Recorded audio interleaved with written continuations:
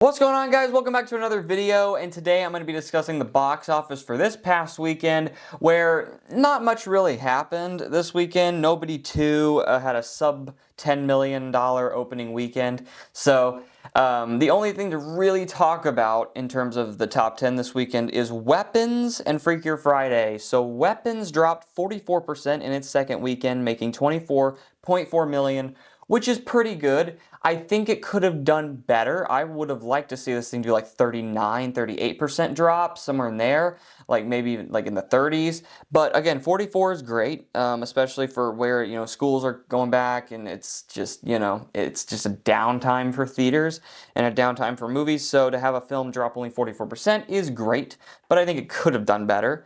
That film's up to $88 million in its second weekend, and it actually added theaters. It added 248 theaters, which is very rare for a film in its sophomore weekend to add that many theaters. Freakier Friday, on the other hand, dropped 50%, which it's pretty good. It's up to $54 million in its week 2 total gross for domestically. It's okay. It's not like great, like Weapons, but I think Disney's just happy to have a film that didn't drop 65% like some of their other films have throughout the summer. So I think they're happy with that. So, I mean, it's fine. It's what it is.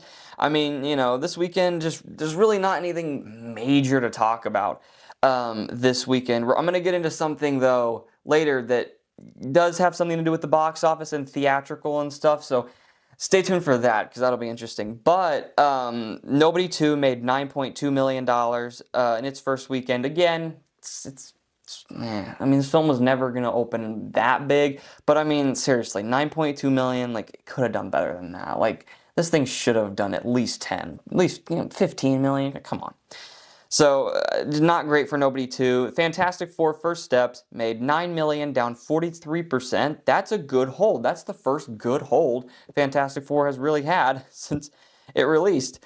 This film has just had terrible holds throughout the weekend, and now that's great. That's great. 43%.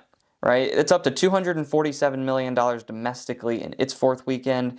The Bad Guys 2 at number 5 with $7.5 million, down just 29% in its third weekend. That is an excellent hold, especially with schools coming back and stuff like that. Just an incredible hold. 29% is great. That film's up to $57 million in its domestic run. Number 6, we have Superman with $5.2 million in its sixth weekend. It is up to $340 million domestically, and it only dropped 34%. That's a great hold.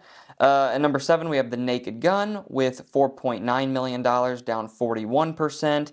That film's up to $42 million domestically in its third weekend. At number 8, we have Jurassic World Rebirth with almost $3 million. In its seventh weekend, down 39%. That film's up to $332 million domestically. Number 9, we have F1, which made $2.7 million, down just 7%. That's really great. Down just 7% in its eighth weekend.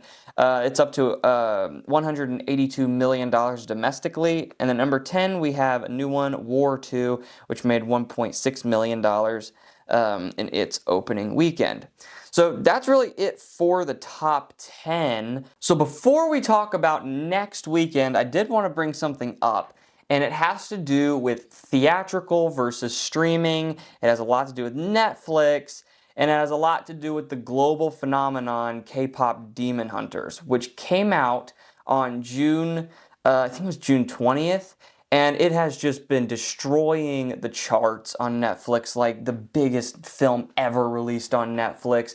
It's just doing just unheard of numbers over streaming. It's become a global phenomenon. The songs are in like the top Billboard Hot 100, whatever. There was one song that was like number 1 for a few weeks. This movie is just exploding across the internet. Everywhere you go, you see it.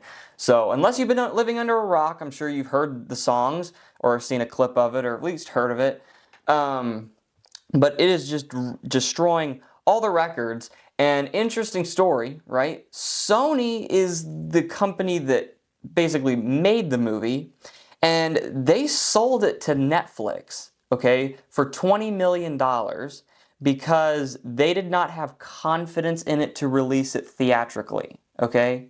They did not have confidence to release this movie theatrically. Basically, that they either assumed that it wasn't a good movie, which I can't imagine. I haven't seen it yet, but from what I've heard, I can't imagine that anybody in Sony would say this is a bad movie.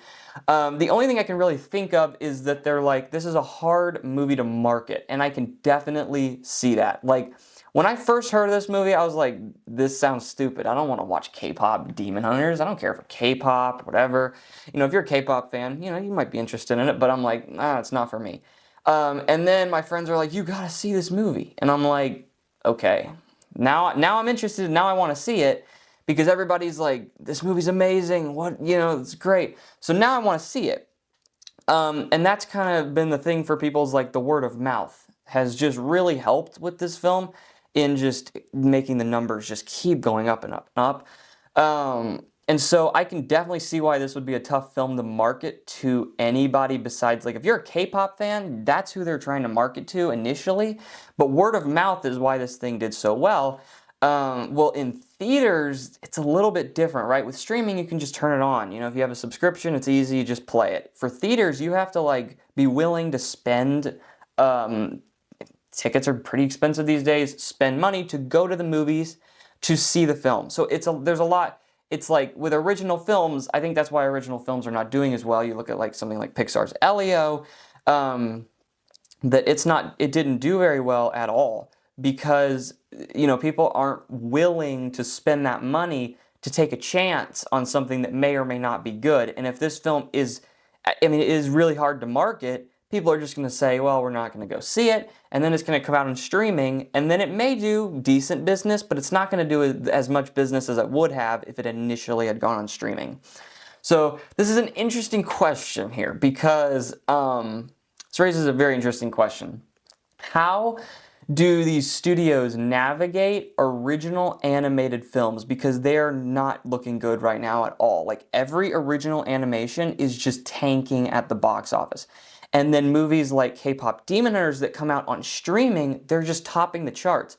And so it's like, you know, at what point, like, I don't know, do you just release the, like, because I was thinking, you know, they're thinking about doing a sequel to K-pop Demon Hunters, and I was like, if Sony hadn't sold this to Netflix, because when they do a sequel, it's going direct to Netflix. If Sony had kept this and then they did like some kind of hybrid thing where it's like we'll release it in theaters and on streaming at the same time, then it could have done well, you know, done decent at the box office and then blew up on streaming.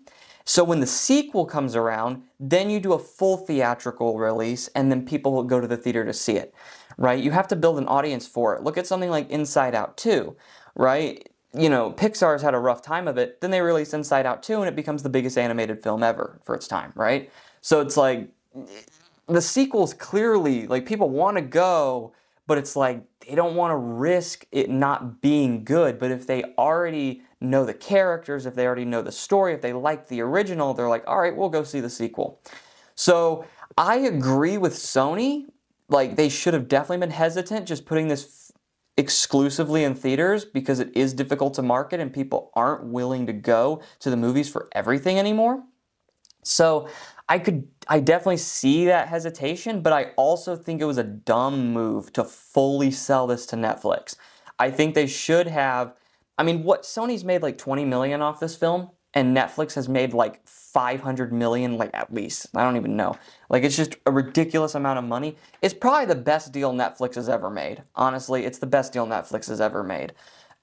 They spent $20 million to get this. That's insane. That's a crazy return on investment. That's just insane.